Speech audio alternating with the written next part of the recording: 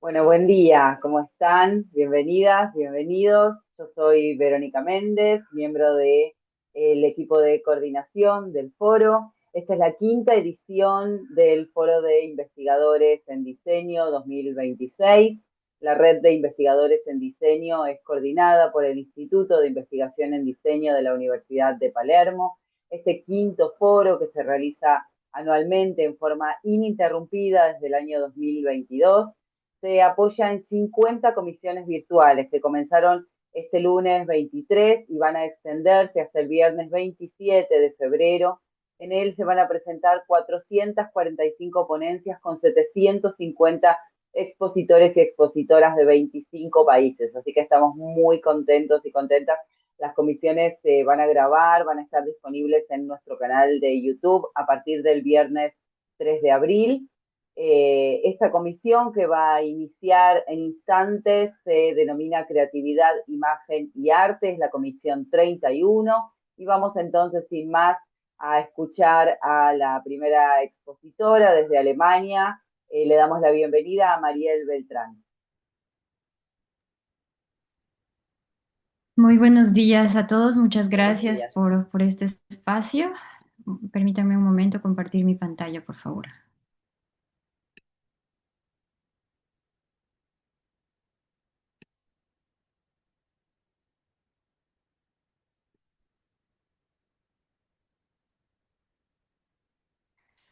Muy bien. Quiero comenzar con una pregunta. Si la crisis ecológica no fuera solo un problema de sistema, sino un problema de conciencia, autores como Kate Raworth, Bob Doppel sostienen que la insostenibilidad actual refleja una desconexión profunda con la naturaleza, con los demás y con nosotros mismos. El proyecto que voy a hablar ahora se trata de la inmersión del diseño con movimientos y tendencias alternativas para desarrollar el proceso creativo. Voy a dividir esta charla en cinco partes: el problema, las preguntas de investigación, la estructura del taller, los resultados y la conclusión. Este es un extracto de mi proyecto de investigación de maestría, en el que es simplemente una parte del proyecto mismo en el que he incursionado en lo que es el desarrollo del taller para los diseñadores gráficos.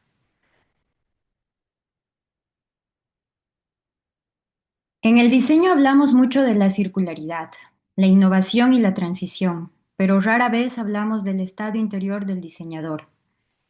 En mi investigación, parte de esta pregunta: ¿qué procesos educativos pueden cultivar la conciencia necesaria para el diseño regenerativo? Desde el pensamiento sistémico, sabemos que nada existe en aislamiento. Otto Sherman habla de pasar de una conciencia egosistémica a una ecosistémica. Daniel Wall nos habla de afirmar que el diseño regenerativo requiere una transformación en nuestra forma de ser. Entonces me pregunto, ¿puede el cuerpo convertirse en una puerta hacia esta transformación?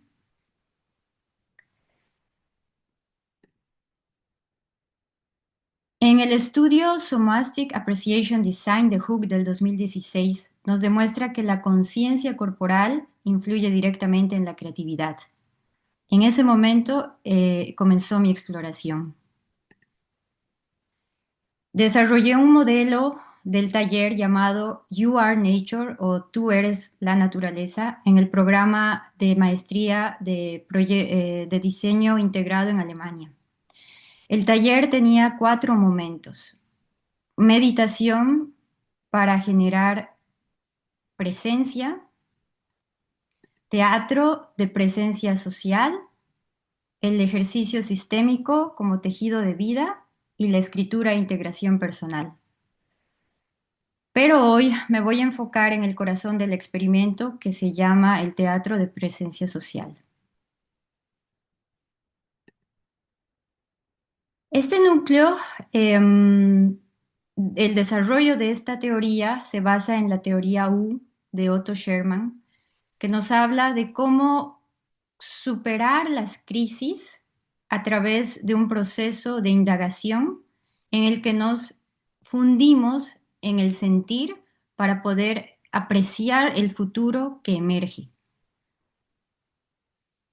Basado en esta teoría, la teoría U nos llama a inspeccionar sobre lo que es el teatro de presencia social basado en esta misma línea, es que apliqué el ejercicio de teatro social dentro de la maestría con los diseñadores para que ellos pudieran ingresar a esta parte de la creatividad bloqueada, muchas veces influida por el miedo que se está desarrollando de que los diseñadores solo sean innovadores y no solucionadores de problemas actuales. Entonces, este ejercicio se fusionó de una forma muy profunda dentro del esquema del taller mismo, al ponerlo en la primera parte del taller a los diseñadores, después de lo que fue la meditación, un ejercicio de introducción, se procedió a hacer este ejercicio. Este ejercicio ayudó a que cada participante identificara una situación donde se sentía estancado, que a través de esta indagación de la teoría U se la llama la escultura número uno. Cada uno vivenció sus limitaciones en una figura que ellos, sin pensar, no era teatro, no era representación, era simplemente escuchar su cuerpo y tenían que pasar de esta figura o escultura número uno a la escultura número dos. En el proceso, lo que ocurrió fue algo muy revelador. Los participantes identificaron bloqueos emocionales que influían en su práctica de diseño. Y uno de los resultados más interesantes es que muchos de ellos, ya después que el taller pasó y todas las etapas, la segunda etapa también del taller se superó, ellos decían que este ejercicio les había llamado mucho la atención y que lo iban a utilizar en su proceso diario de diseñar. Lo que me motivó mucho a hacer este enfoque en este foro sobre este movimiento del cuerpo es porque los diseñadores reportaron claridad interior después del ejercicio. El cuerpo revela información que la mente racional no había procesado, y esto es clave. No se trataba de resolver el problema, sino de cambiar la relación con él. Aquí les muestro unas imágenes de ejemplo de este taller. Lo que lo que nos trajo después de esta indagación emocional fue que después pudimos ingresar a una parte mucho más profunda del taller. Como este taller era para despertar esta conciencia sostenible en los diseñadores, pero a través de superar la frustración que produce el sistema, es que pudimos llegar a la parte más importante, que era la visualización de la interdependencia en torno a la migración provocada por el clima. Este fue el tema que ellos eligieron. Y de acuerdo a eso, nosotros durante el taller se hicieron varios temas o tópicos que estaban relacionados con esto. Y una de las mayores interconexiones fue la pérdida de la cultura. Luego de indagar en este proceso de pérdida de cultura como una de las principales causas de la migración provocada por el clima, se procedió a la escritura espontánea, un ejercicio en el que, sin mencionarles que el objetivo del taller se trataba de esta indagación personal del diseñador, los participantes reflexionaron sobre la identidad, sus raíces y su reconexión.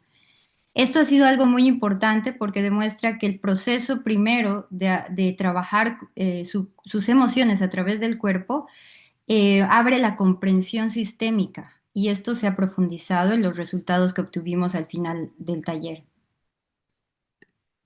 Si bien esto no cambia el mundo por sí mismo, pero nos demuestra que la conciencia corporal puede funcionar como herramienta pedagógica para el diseño regenerativo. No reemplaza métodos técnicos, no sustituye análisis sistémicos, pero restaura algo que hemos marginado. la conexión entre emoción, percepción y acción creativa. Si el diseño regenerativo requiere una conciencia ecosistémica, entonces quizás el primer sistema que debemos rediseñar no es externo, es nuestra propia percepción. El movimiento corporal no es solo una técnica, puede ser una puerta hacia una práctica de diseño más consciente, empática y regenerativa. Muchas gracias por su atención. Muchísimas gracias, Mariel. Muchas gracias, muy amable.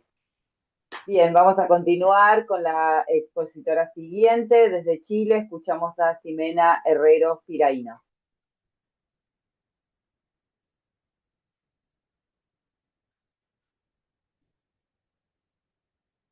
Ximena, te veo que estás ahí conectada.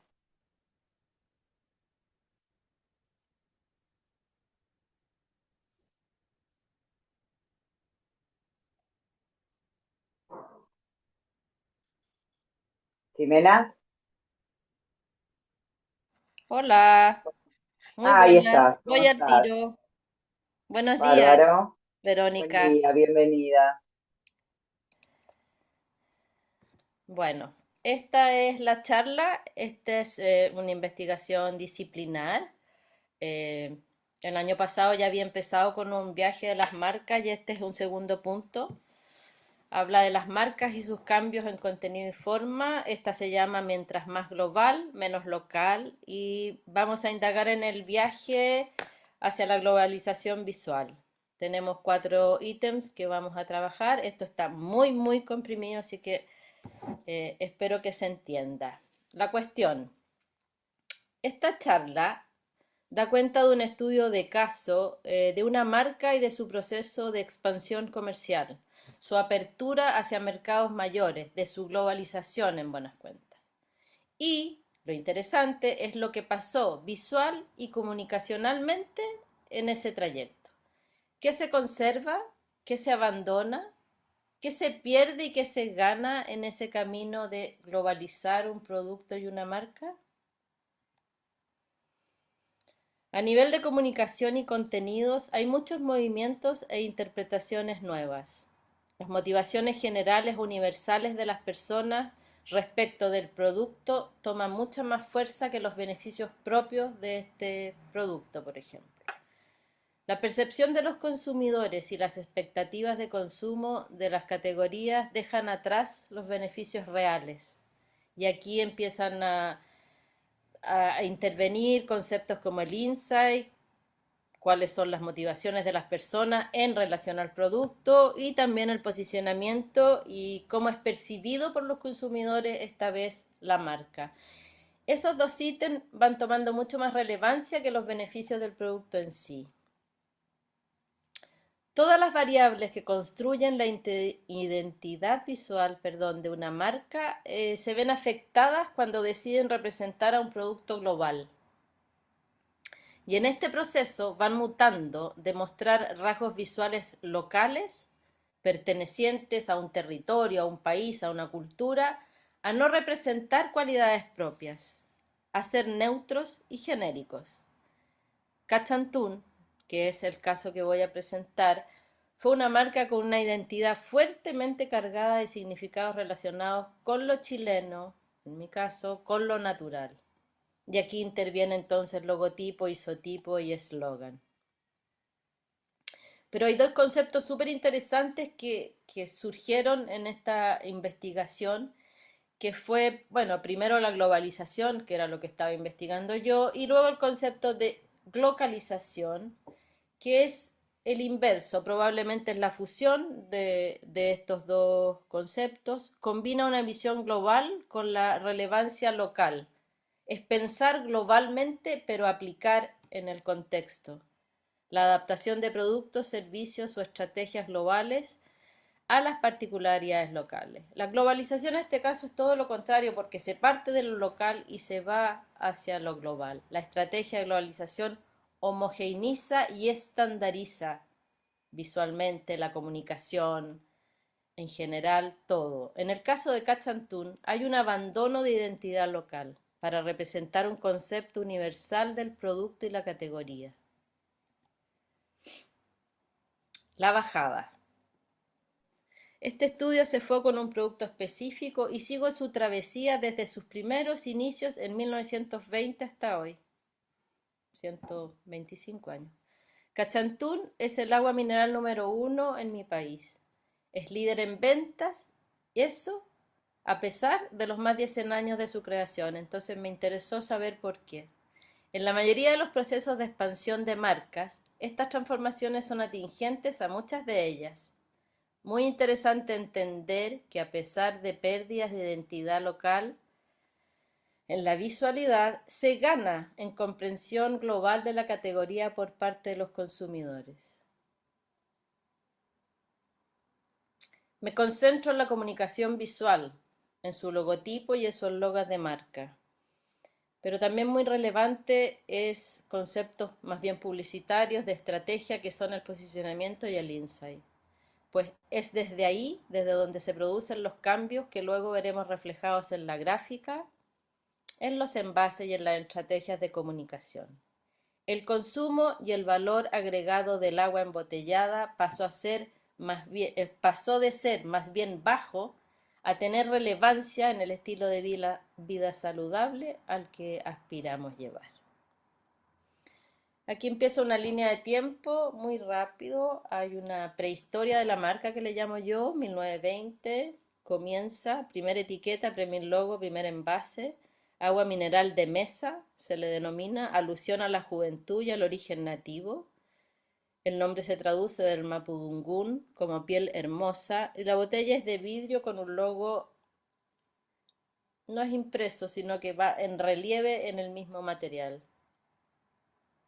La segunda etapa de la marca es cuando Compañías Cervecerías Unidas la compra en 1960 y comienza un periodo de estandarización. Logotipo normalizado, en esta parte. La marca incorpora el copihue en reemplazo de esa joven indígena que vimos anteriormente. El copihue es la flor sagrada del pueblo mapuche y es nuestra flor nacional. Luego se elimina el isotipo, la marca se incorpora sin isotipo, sin referencia alguna al producto, visualmente hablando, como isotipo. La marca toma relevancia en el envase impreso y comienzan los avisos de prensa con el concepto de saludable.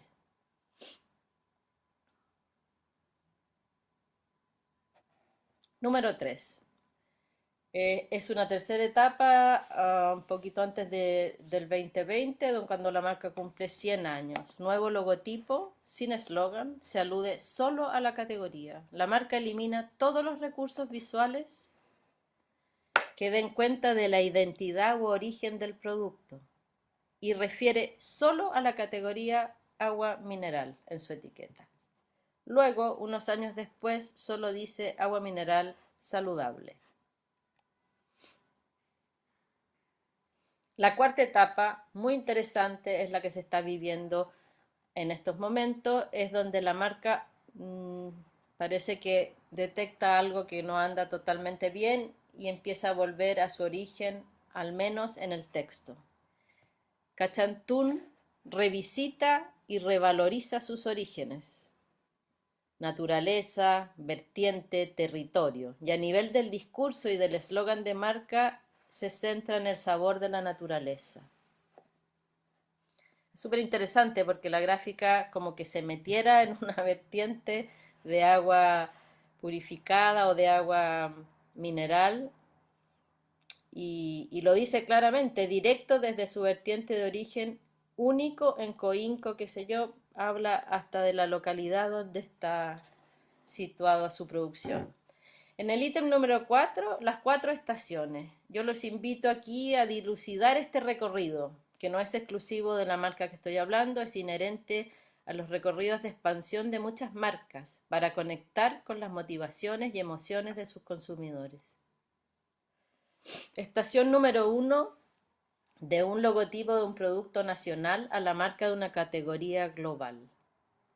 En un comienzo, Cachantún, como lo dije, fue una marca con una identidad fuertemente cargada de significados relacionados con lo nacional.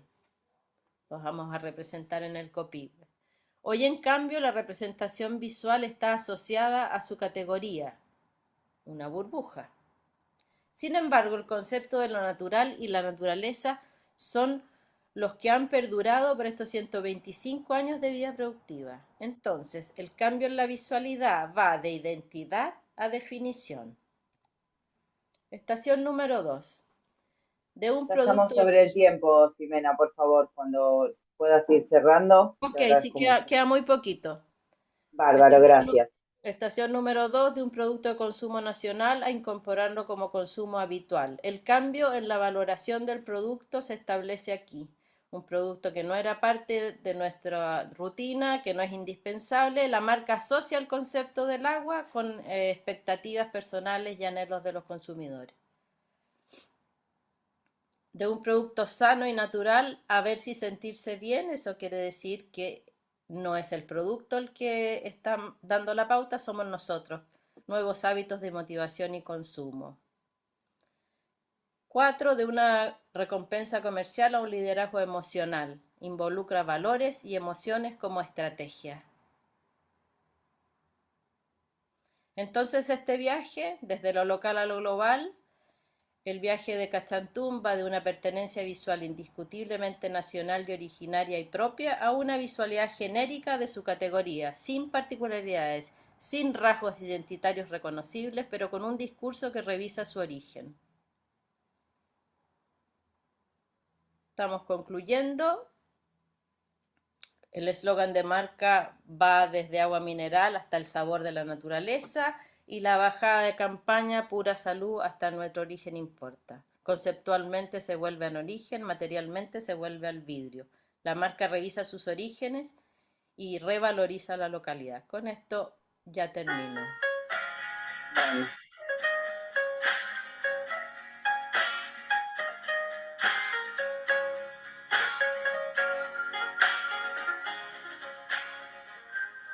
Entonces este viaje fue del origen al origen luego de 125 años y desde lo local a lo global, pero esta vez ida y vuelta. muchísimas gracias. Un placer, muchas gracias. Gracias a Bien, a ustedes. continuación, gracias. Vamos a escuchar a Fabiola Isabel Barnu Bustillos de Bolivia. Hola Fabiola, bienvenida. Hola a todos, sí se puede ver la pantalla, ¿verdad? Sí, sí, sí, sí, ahí se ve. Ok, bueno, mi nombre es Fabiola Barno. Les voy a presentar el proyecto que se titula Construyendo la imagen corporativa de la comunidad piscícola de Cocapata. Este es un diagnóstico para posicionar la trucha de Cochabamba en el mercado local y nacional. Es un proyecto de la Universidad Privada Franz Tamayo, más conocida como Unifrance. Yo he sido mentora de este proyecto. En realidad, los que han elaborado todo el proyecto son los estudiantes de último año de diseño gráfico y producción cross media. Ok, entonces antes de diseñar una marca, tuvimos que viajar. Cocapata no es un lugar al que uno llega fácilmente. Los caminos son complejos, el acceso es difícil y la comunidad es tradicionalmente cerrada. Pero cuando llegas entiendes algo muy importante. Es un territorio inmensamente rico. Más de 100 lagunas naturales. Hay una producción muy importante de camélidos y también minas auríferas. Y sin embargo, tiene muy poca visibilidad.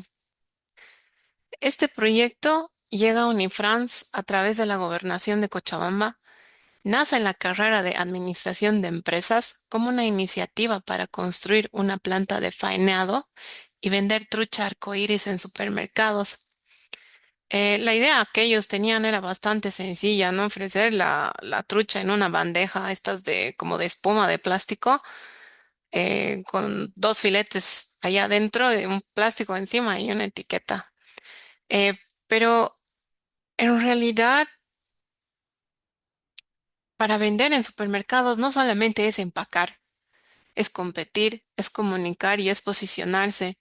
Y es ahí donde entra la carrera de diseño gráfico, porque para nosotros, sin comunicación no hay posicionamiento, por más que el producto sea buenísimo.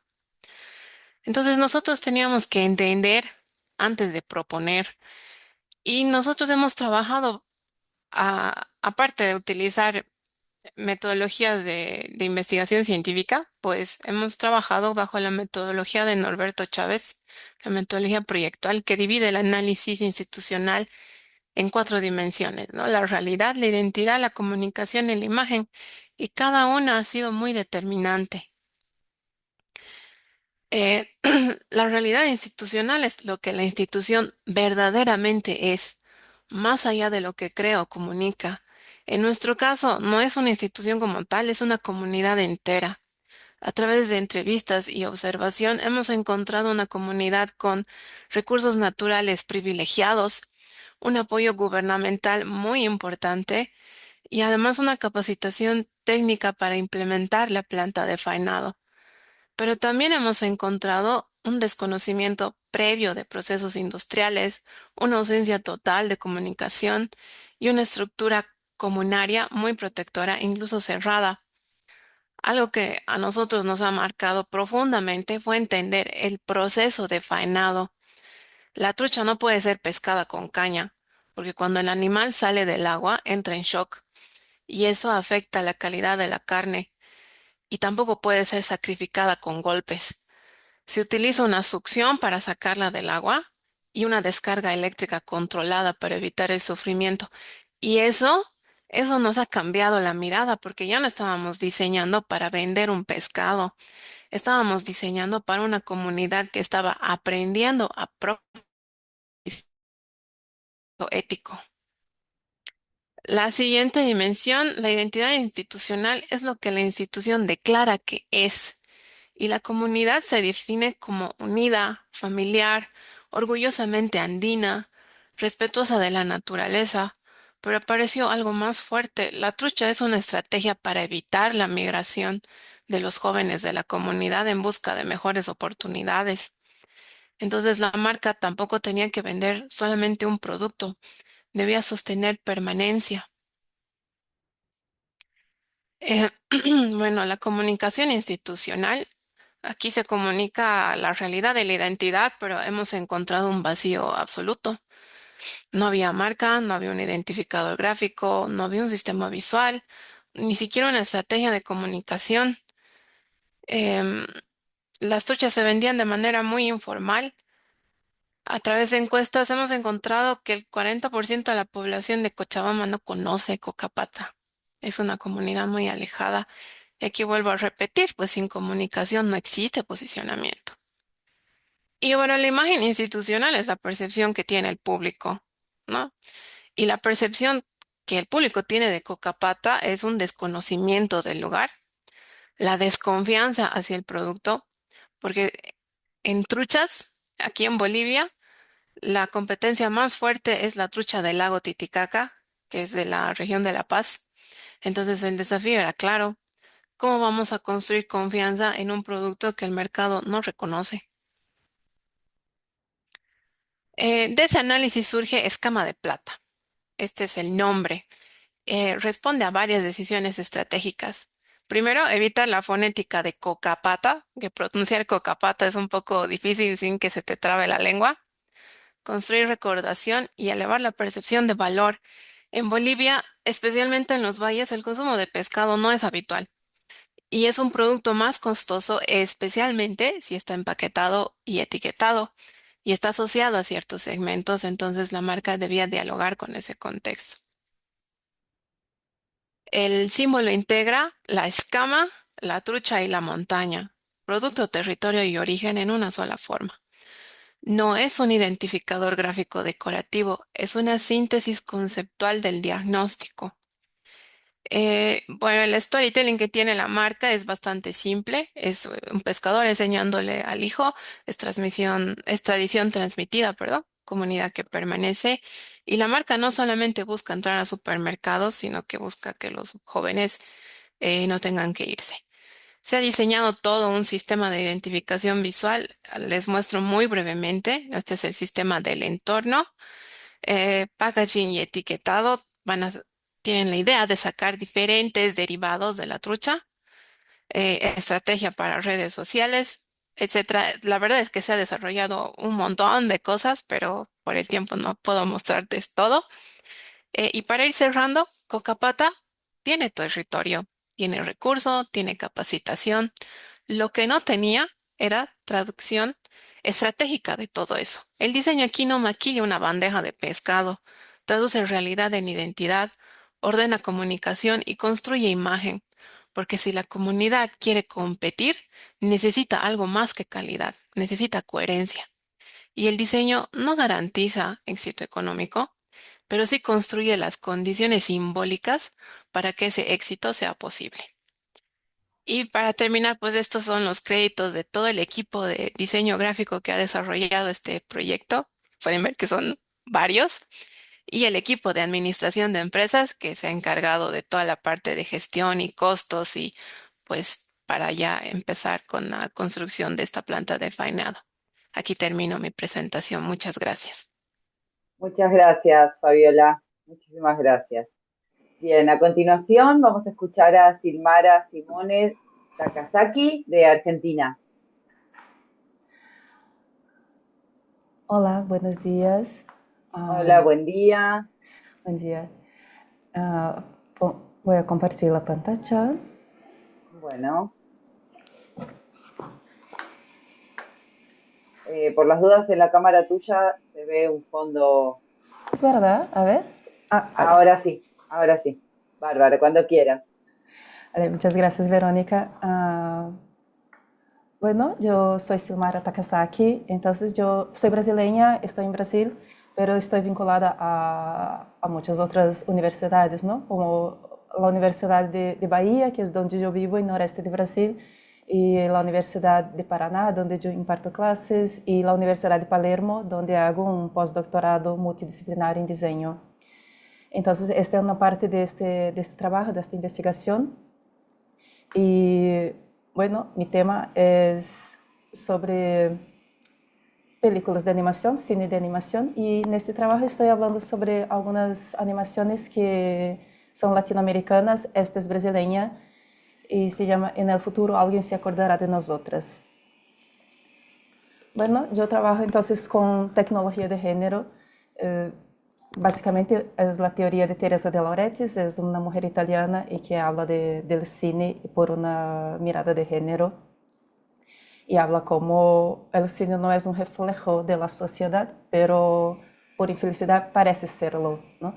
Y siendo muy parecido con la sociedad, nos enseña y fabrica ficciones, por ejemplo, sobre género y sobre identidades y afecto y cómo nos comportamos y cómo somos o como deberíamos ser como mujeres o qué deberíamos esperar de la vida o qué hacer en la vida.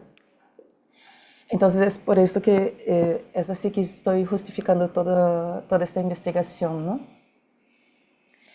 Esta animación que yo estoy hablando hoy es de Rosana Urbes, que es una animadora, ilustradora, guionista brasileña que ya ha trabajado en muchas otras películas de Disney y muchos otros trabajos y tiene muchos premios en Brasil y en otros países también.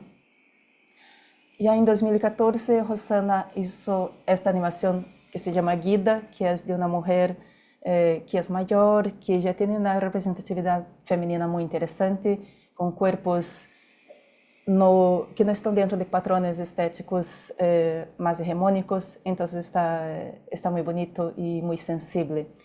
Y Rosana siempre trabaja con la animación hecha en la mano, sí, siempre terminando de una forma digital, pero casi todo el trabajo es analógico, muy artístico. Y este trabajo es sobre Safo de Lesbos, que no sé si conocen, pero es una poeta y filósofa de 600 años antes de Cristo y de la isla de Lesbos, de Grecia. Es por eso que nos llamamos lesbianas las personas, porque amaba mujeres. Entonces, o amores sáficos, ahora que se usa mucho también, ¿no? Es por esta mujer, Safo de Lesbos. Lesbos es una isla en Grecia. E Safo era entonces poeta, filósofa e que criou uma escola para mulheres em uma cidade que se chama Mitilene, em uma época que só homens poderiam estudar. E então, como amava mulheres e queria fazer coisas para mulheres, começou uma escola onde impartia classes de poesia, de filosofia, de música, dança y muchas otras cosas. Entonces, este término lesbiar era hacer cosas como las mujeres de Lesbos, que era estudiar y trabajar y hacer cosas que solo hombres podrían hacer en este momento. Y tiene entonces un montón de poesías, hablando yo creo que son conocidas 8 o 9 mujeres que Safo siempre escribió para ellas. Y hay un montón de textos entonces de Safo, entonces. En esta película, entonces, Rosana habla de Safo, son solo 12 minutos, es una técnica totalmente analógica, fotografías de cada una de las partes, entonces son al menos 12 fotografías por segundo de animación, con objetos, con ilustraciones, con libros, con textos, y tiene una narración también con las poesías de Safo. Hay colores siempre del violeta para colores un poco más calientes, del naranja. Usa una mesa que llamamos multiplanar, yo creo en español, que son para tener profundidad. Los cuadernos de Rosana, con todo el plan de la animación, también están dentro de la animación, y muchos libros también con textos de Safo están en esta animación. Y trabaja con las manos, y con música, y con movimiento, y con muchos elementos que están en las poesías, como Safo habla de flores, entonces están estas flores, y habla de la naturaleza, entonces hay mucha naturaleza, y habla de especias con estos colores, azafrán y cúrcuma. Entonces, todo que elige, todos los elementos que está eligiendo aquí, tienen que ver con la poesía de Safo. Estas son las musas, entonces, si las mujeres para quien Safo hace estas poesías, Atis, Telesipa, Megara, Anágora, Gongila, Eunica, Sidro y Damófila.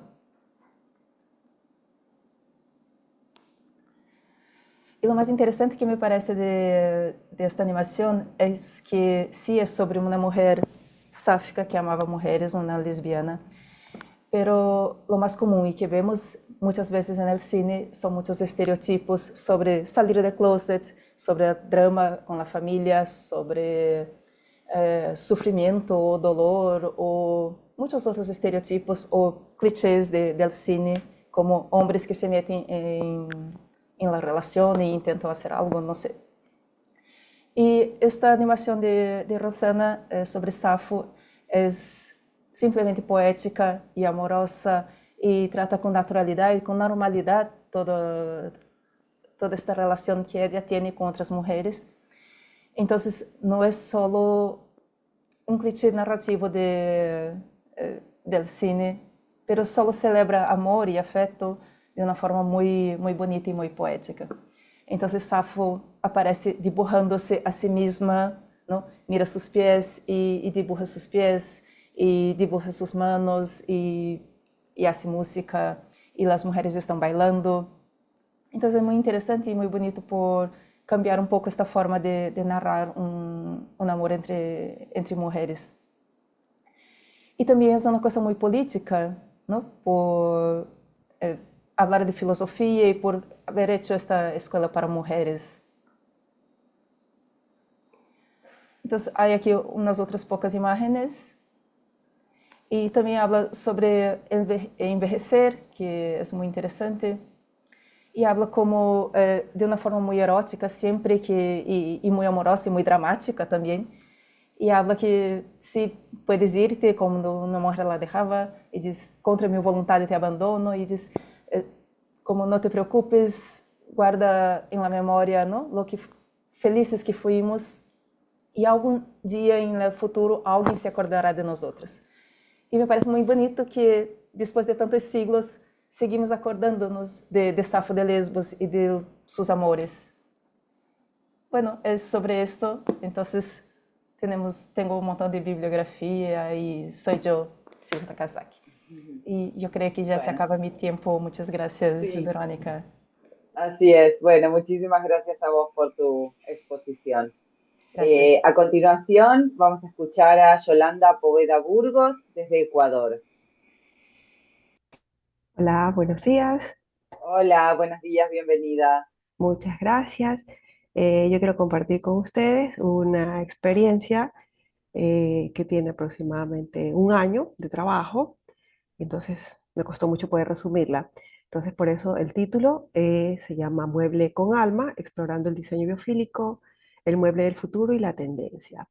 Bien, esto nace justamente de mi cátedra de diseño del mueble y mueble avanzado y obviamente también un poco tomando las palabras de las personas que me antecedieron en estas ponencias, es justamente varios de los retos, yo creo que ya se los han mencionado desde las diferentes áreas del diseño que han presentado.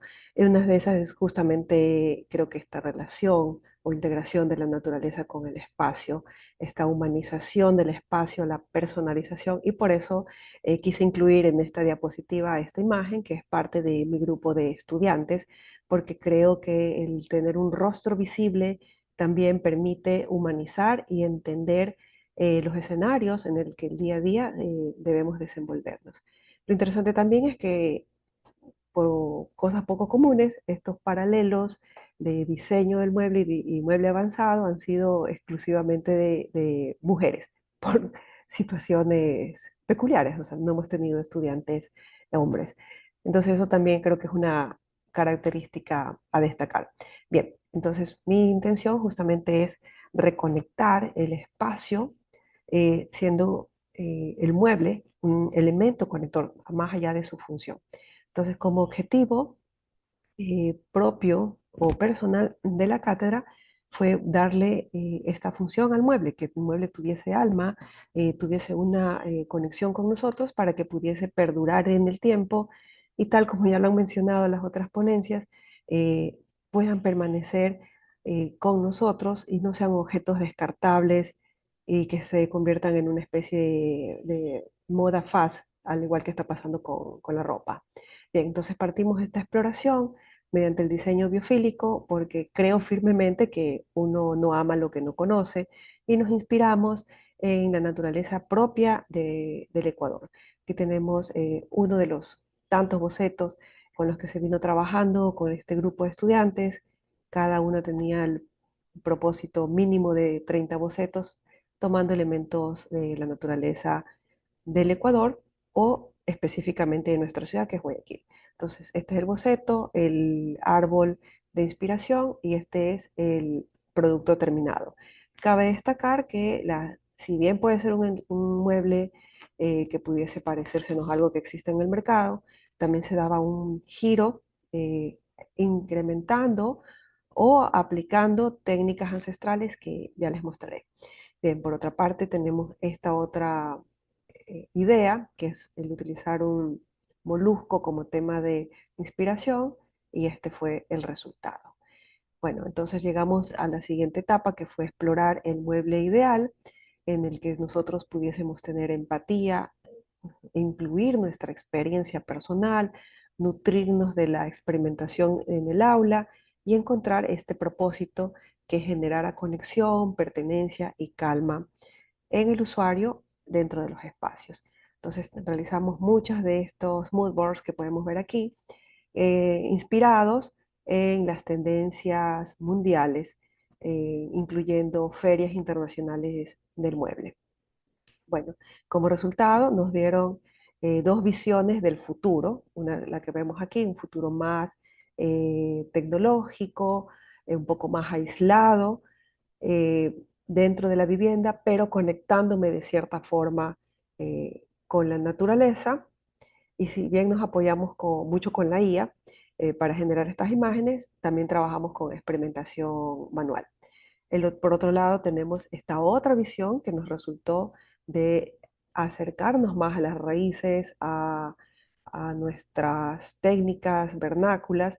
Entonces podemos ver esta disparidad de futuro porque en uno de los casos era un futuro muy apocalíptico, la visión de los estudiantes, el otro extremo era una visión más positiva, un mundo más conectado con la naturaleza, y por eso vemos estos como extremos, ¿no? Un futurismo high-tech a esto más orgánico, más vernáculo, más natural.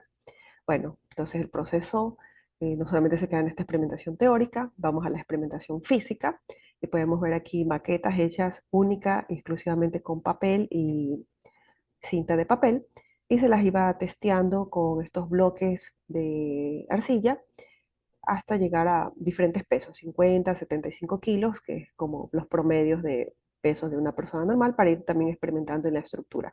Siguen las formas importantes, siguen el color y los diseños utópicos que íbamos generando tanto en boceto como con IA. Teníamos que llegar a un prototipado. También experimentamos con técnicas de tintura de maderas, tanto técnicas naturales como técnicas químicas, la exploración en creación de diferentes portafolios de materiales, desde los más eh, industrializados que existen en el mercado hasta los vernáculos, temas de fibras, porque hay que un poquito destacar que nosotros tenemos 4 regiones en el Ecuador: costa, la sierra, que son los Andes, oriente, más la región de Galápagos, cada una con su propia eh, expresión vernácula por su materialidad. Obviamente buscamos también tener conexiones más profundas, indagamos la historia del mueble desde el siglo XIX al siglo XX para ver esta evolución y obviamente poder hablar del futuro, porque no se puede hablar del futuro sin entender el pasado, y no es un tema de predecir, sino ir haciendo ese análisis de qué pasó, por qué se dio, y ahí podemos hablar ya de que generamos las tendencias. Como hemos hablado, se experimentó en la investigación también. Tenemos aquí las 3 de las 4 regiones del Ecuador y se sintetiza en esta lámina, ¿no? La materialidad y las técnicas de la costa que van hacia la madera, mimbre, paja, piedra y caña, o sea, vemos fibras naturales. Por otro lado, en la sierra, por su origen andino y por haber sido en algún momento eh, donde estaba la capital en la colonia, se trabajó mucho y se sigue trabajando con tejidos.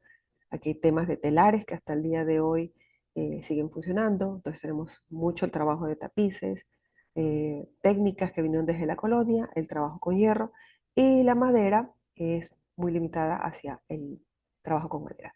Entonces aquí tenemos un poquito de estas técnicas vernáculas de muebles, el tema de incrustaciones de metales en la madera, esta técnica de labrado, hasta lo más contemporáneo, prácticamente en nuestros días, ya con técnicas que mejoran el uso de las fibras naturales, como vemos en la imagen superior izquierda, hasta la imagen superior derecha, que son estos muebles casi producción en serie, de metal con diferentes polímeros o plástico.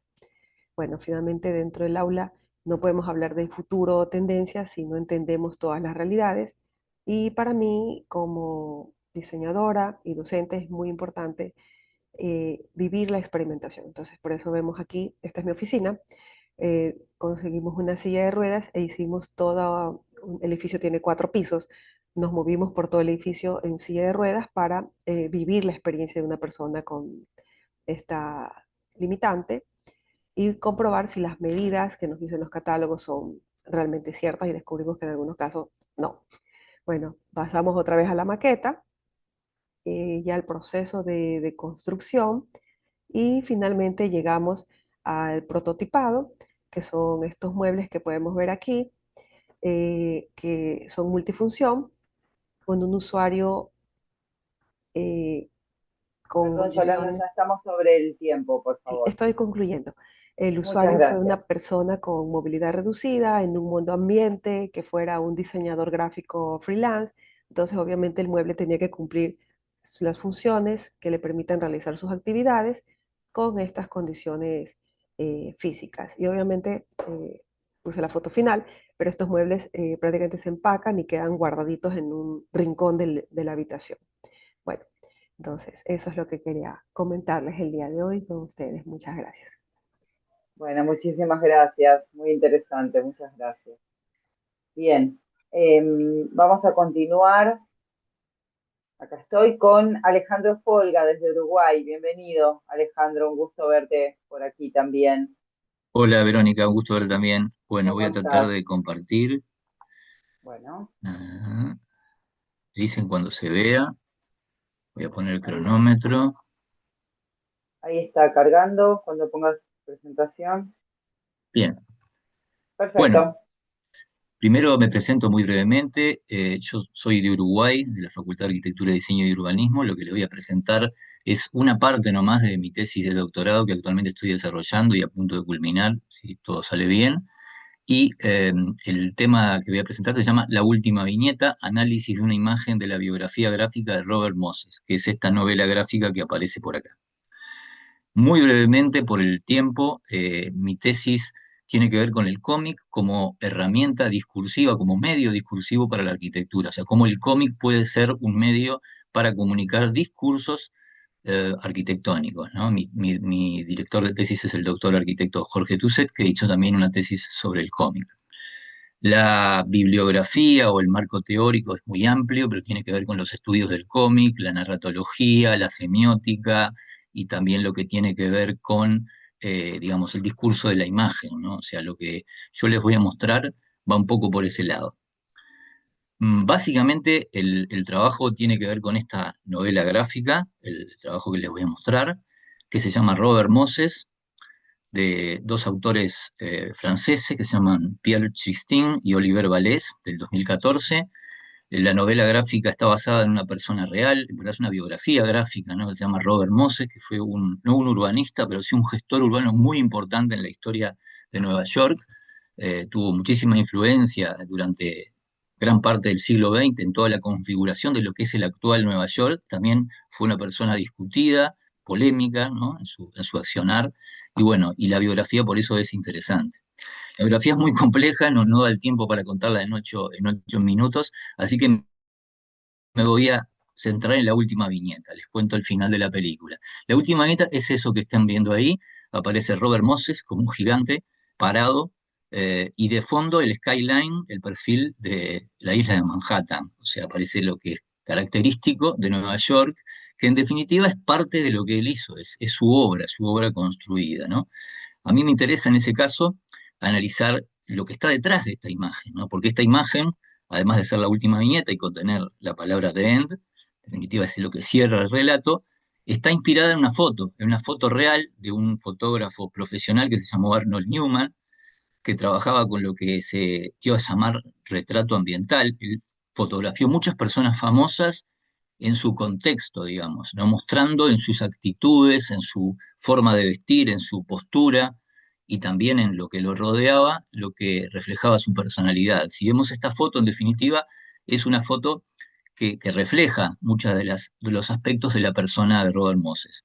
Por otro lado, es evidente que esa viñeta final fue inspirada en la foto porque hay un boceto del dibujante del cómic, de Vales, que se incluye en la novela gráfica, donde vemos que hasta incluso aparece la viga de acero de la que él está parado, ¿no? O sea, aparece el fondo de la ciudad de Nueva York, el hombre este con el plano en la mano y la viga de acero. En definitiva, entre el boceto y el dibujo final hay una distancia. En el boceto o en la foto, él está parado en una viga y en la viñeta final, él está parado como un gigante delante de los rascacielos. Eso es significativo para el análisis que yo voy a realizar. Si nosotros vemos la foto original de Newman, es una foto realmente muy elocuente. En la foto, él está parado en una viga roja de acero, simbolizando una obra en construcción, aparece de fondo la obra construida, o sea, el pasado, ¿no? Y por otro lado tiene en la mano un plano, el futuro. Está mostrando, en definitiva, la foto, el pasado, el presente y el futuro de lo que es la obra de este hombre. La foto fue realizada en pleno auge de este señor, ¿no? Que hizo mucha obra de carreteras, edificios, parques, en fin, mucha obra en lo que es toda la ciudad de Nueva York. La foto a su vez es significativa porque fue utilizada varias veces como portada de libros, por un lado de Power Brooker, una biografía de Moses, escrita por el periodista Robert Caro, que en definitiva lo lapida, es una biografía muy fuerte y muy dura contra la persona, y también una obra más reciente de investigadores que de alguna manera lo reivindica, ¿no? Con el paso del tiempo, esta cuestión, ¿no? de las miradas van cambiando y si bien Robert Mossi fue muy controvertido, también hay que valorar todo lo que hizo. Entonces, utilizan la misma fotografía, ¿no? La fotografía de ese hombre ahí parado como un hombre poderoso es utilizada por dos libros que prácticamente plantean tesis contrarias, ¿no? Y también me parece interesante esta otra foto que aparece abajo, donde es Denise Scott Brown, fotografiada por Robert Venturi frente a Las Vegas, de alguna manera parodiando, imitando, ¿no? Posicionándose de la misma manera que Moses, obviamente ante un paisaje muy distinto, ¿no? Una crítica que toma en definitiva la icónica imagen de Newman para plantear otro mensaje. En definitiva, la última viñeta toma todos esos significados, pero los aumenta, los incrementa. Si nosotros observamos lo que se ve en la viñeta, definitiva, no es lo que muestra la foto. Lo que muestra la foto es un efecto perspectivo. El autor, Moses, aparece mucho más grande que los rascacielos de Nueva York, pero eso está dado por la distancia perspectiva. Mientras que en la viñeta, Moses está parado frente a los rascacielos y si observamos por este sector de acá, se ve la sombra que proyecta sobre ellos. O sea, Moses es realmente un gigante, como si fuera un coloso, el coloso de Rodas, parado enfrente a la ciudad, parado frente a su obra. Esta viñeta representa ya un Moses fallecido y en definitiva vendría a ser como una especie de fantasma, una sombra. También es interesante las últimas palabras que aparecen en la novela gráfica, y las voy a leer, que escribe el guionista Christine. Sin embargo, aunque hoy su nombre sea desconocido para muchos de sus habitantes, es la sombra de Moses la que domina el horizonte de Nueva York, que, para bien o para mal, él construyó. Y esta idea de la larga sombra o de la sombra alargada, como un concepto que tiene que ver con la idea metafórica del poder, ¿no? De la influencia del poder y de las consecuencias, es en definitiva lo que nos cuenta esa viñeta, ¿no? Esa viñeta toma una foto, la resignifica y juega con el poder del cómic. En definitiva, al ser un dibujo, este tipo de cosas se pueden hacer. Construir esto con una foto sería algo más falso, más complejo, y le da un nuevo significado. Y bueno, para ir cerrando, quiero terminar con la imagen. Moses gigante, la sombra, la palabra de End. También es interesante que se haya invertido la imagen, ¿no? Fíjense que hay como un espejo, ¿no? En este caso, Moses mira hacia la derecha, simbolizando el futuro, y en este caso, Moses mira levemente hacia la izquierda, porque está observando su legado. En definitiva, está obligándonos a ver el trabajo, el fruto de su trabajo, porque lo que muestra esta viñeta, justamente por ser una biografía, es un Moses ya fallecido que nos obliga a reconsiderar su obra a la luz de la actual Nueva York. Y bueno, para terminar, en lugar de, este es un trabajo que está en obra, estoy en tiempo, en lugar de terminar con un The End, por el género que estoy trabajando, prefiero dejarlos con un continuará. Muchas gracias. Muchas gracias. Muy interesante exposición. Muchas gracias. Bien, a continuación vamos a escuchar a Claudia Marcella Molina Dorado desde España. Buenos días para Hola, todos bienvenida. ustedes. Permiso para compartir. ¿Me pueden confirmar? Sí, se ve Bueno, perfecto, adelante. quiero aclarar un par de cositas. Yo soy colombiana, estudio en la Politécnica de Valencia, en España, pero soy colombiana. En este momento estoy desde Bogotá, Colombia. Buenos días para todos. Hoy presento parte de mi investigación, el diseño del patrimonio cultural inmaterial en el eje andino, mediaciones simbólicas. Como diseñadora, como diseñadora entiendo que tenemos que trabajar de la mano para poder mantener nuestro propio patrimonio, para poder mantener nuestra propia identidad. Vamos a pasar por 8 puntos claves desde la ontología del patrimonio cultural inmaterial hasta el diseño para una memoria viva, de tal manera que podamos desarrollar o mantener nuestra propia identidad en este eje particular que es la memoria andina, no solamente de nuestros ancestros, sino de todo este cono sur que nos ayuda a mantener una identidad ante la homogenización de lo que está pasando hoy en día. Pero antes tenemos que entender o tenemos que ver o comencemos por comprender qué es lo que vemos cuando vemos artesanía. Según el enfoque de la UNESCO, por ejemplo, el valor reside no en el objeto en sí, sino en el saber hacer, en esa imagen en movimiento. Aquí en este eje andino, en Colombia, Bolivia y Argentina, existe una matriz andina, que es una visualidad compartida que nos da forma a través del color y lenguajes de memoria. Aquí el artesano no es creador de sentidos, sino es el constructor vivo de su propia identidad.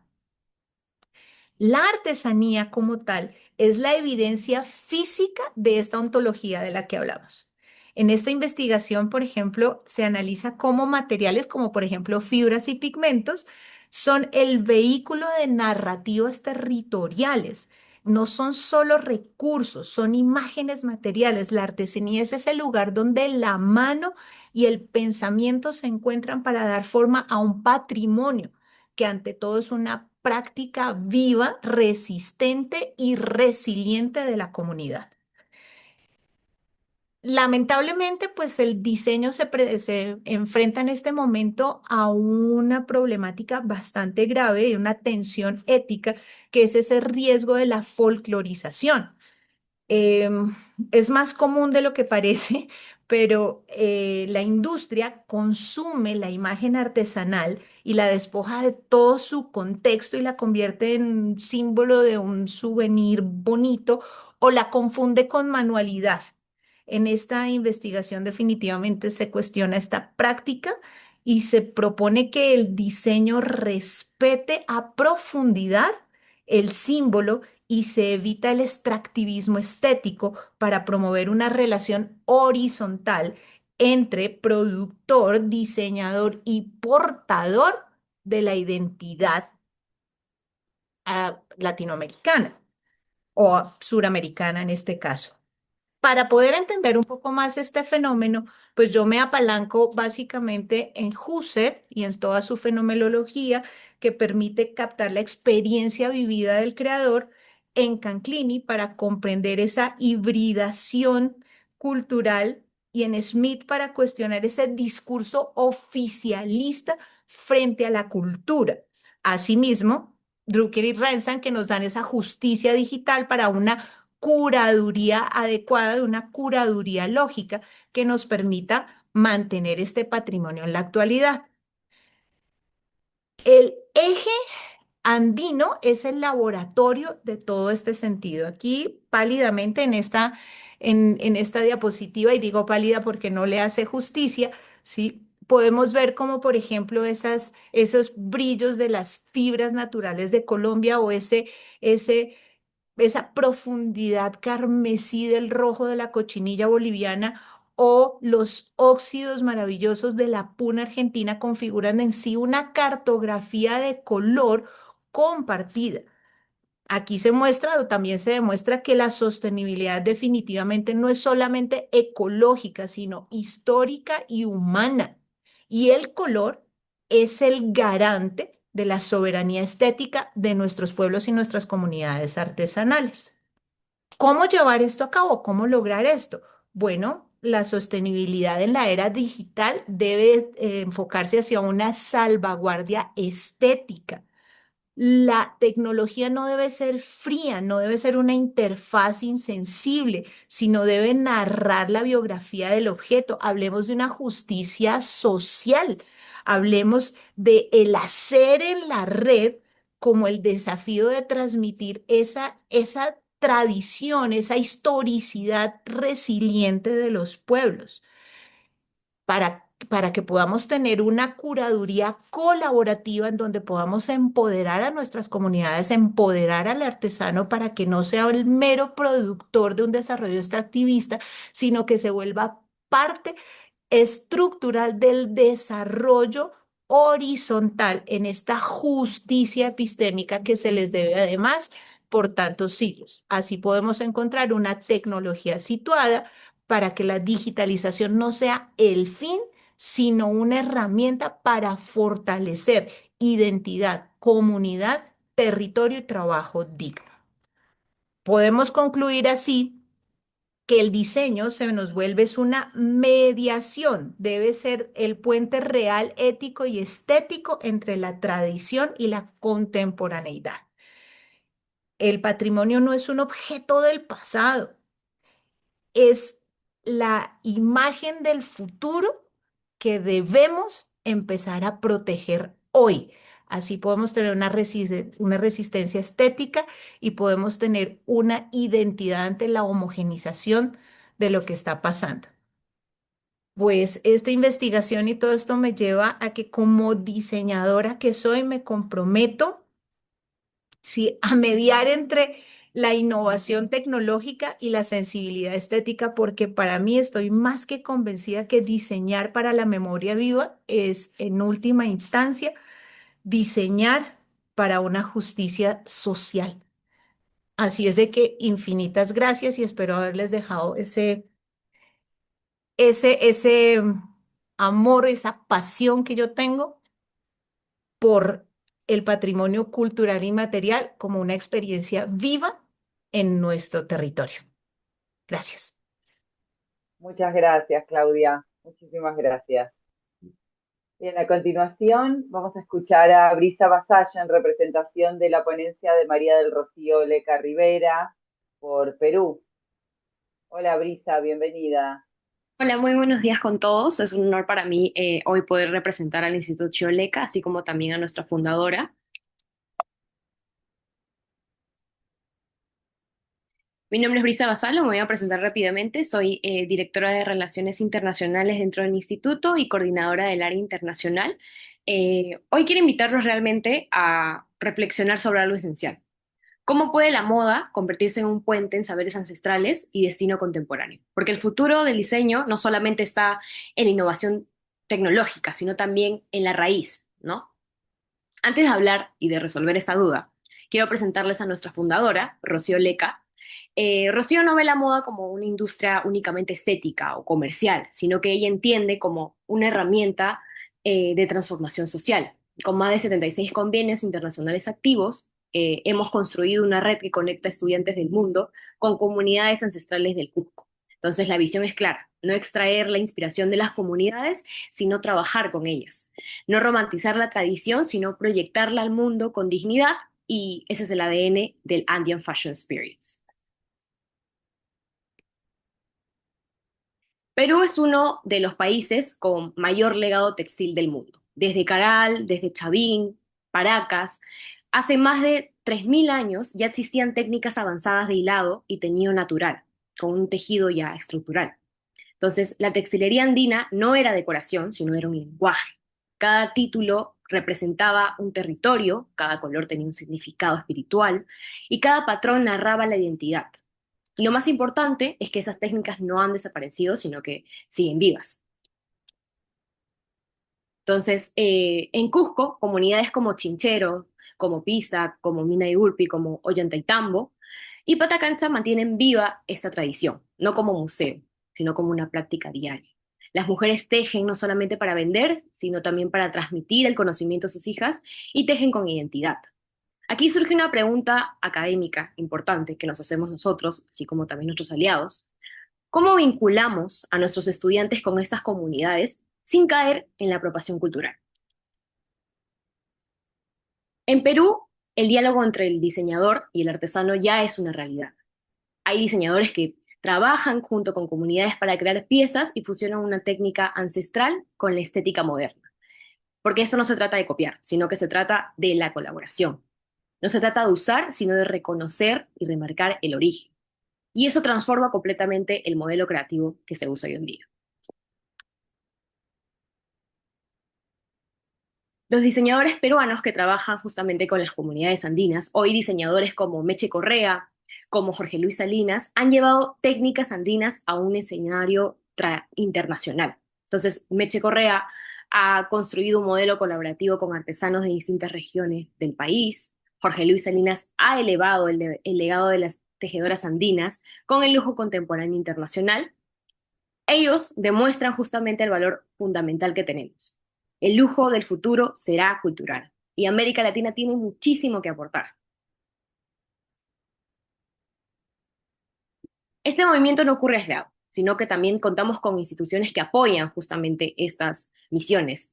El Ministerio de Cultura y también PROMPERÚ impulsan la preservación y la proyección internacional de la artesanía peruana. Hay un ecosistema que justamente respalda toda esta información.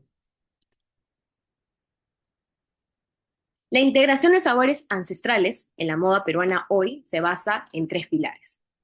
El diseño colaborativo, también el uso de materias primas locales como la alpaca, así como también la promoción cultural de la trazabilidad. Entonces, no solamente es una inspiración superficial, sino que también es una investigación aplicada en el territorio. Entonces, hoy el diseñador peruano no solamente dialoga internamente, sino que participa en ferias internacionales, también en plataformas digitales y también en acuerdos comerciales globales. La identidad peruana se convierte en una ventaja competitiva. Entonces, les puedo presentar a algunos diseñadores, por ejemplo, que ya hacen este tipo de negocios desde hace años. Ya planean este tipo de trazabilidad juntamente con los artesanos para elevar sus diseños y también preservar la identidad peruana. Ahora, vengo a presentarles el Ania Fashion Experience como tal, cómo pueden los estudiantes vivir eso. Todo esto, todo el tema de la cultura, así como también el contacto directo con las comunidades, lo pueden vivir aquí. Es un programa inmersivo en Cusco de 5 a 10 días, que justamente es un curso teórico y práctico certificado para todos los estudiantes, donde aprenden no solamente sobre la historia, sino también sobre el textil prehispánico, conocen las calles del Cusco, del Valle Profundo, así como también participan en talleres de teñido natural, trabajan el telar de cintura, que es una técnica milenaria, y colaboran directamente con comunidades como Patacancha. No solamente observan, sino que participan. Entonces, aquí pueden ver un poco de las imágenes del trabajo que hemos hecho durante estos años, justamente. Lo que aquí entiende es y describe es un contexto histórico, los sitios arqueológicos, el contexto cultural y también mercados y museos. Este también contexto comunitario, que es el trabajo directo. Brisa, no sé si estás tratando de compartir, pero no se ve, ¿eh? Oh, Te aviso por las dudas. sí. Ahora sí. A ver, ya lo estoy compartiendo. Perfecto. Sí, Ok. Espero que igual se haya entendido mucho con la presentación que estoy dando. sí, por supuesto. Perfecto. Los estudiantes igual en esta experiencia comprenden la cadena completa, el territorio, la técnica, el simbolismo, así como también la aplicación contemporánea. Entonces, cuando ven estas imágenes, no solamente se está viviendo un viaje, sino que se está viendo un diseñador aprendiendo de una maestra tejedora. Están viviendo un intercambio cultural intrageneracional y están viviendo una identidad que aplica al diseño. Entonces, eso transforma profundamente la manera en crear. De nuestra parte, ya vamos viviendo esta experiencia más de 10 años justamente con nuestros diseñadores de la institución, así como también de instituciones invitadas que estamos más que felices de recibirlos. Entonces, hoy más que presentar el programa, en realidad, queremos compartir una forma distinta de entender la educación del amor. Una educación que no separa la tradición de la innovación, sino que entiende que el territorio como escenario y como una fuente de conocimiento. Desde Chile que hemos tejido a lo largo de los años una red de convenios internacionales que nos ha permitido construir los puentes reales entre universidades, estudiantes y comunidades, que esa es nuestra misión. Y creemos profundamente en la colaboración académica como motor de transformación y por eso este espacio no solamente es una presentación, sino una invitación a abrir el diálogo. Porque cuando la academia cruza las fronteras y escucha las raíces, el aprendizaje se vuelve verdaderamente significativo. Así que muchas gracias por el espacio. Espero volver a presentarme con ustedes. Gracias. Bueno, muchísimas gracias. Gracias, muy interesante. Bien, y no quiero cerrar esta comisión, sobre todo sin agradecerles, pero quiero asegurarme que una de las expositoras que no pudimos localizar no esté en la sala, que es Joana Cuestas Camacho, por su ponencia en Colombia, si ella no está, ¿no? Bien. Bueno, Entonces, nuevamente, muchísimas gracias. Ha sido un placer para mí coordinar esta comisión, encontrarnos con autores y autoras que hemos leído en las publicaciones de la facultad y compartido este foro. Las y los invito a seguir conectadas y conectados con las siguientes comisiones del Foro de Investigadores y nos vemos muy pronto. Gracias. Hasta luego.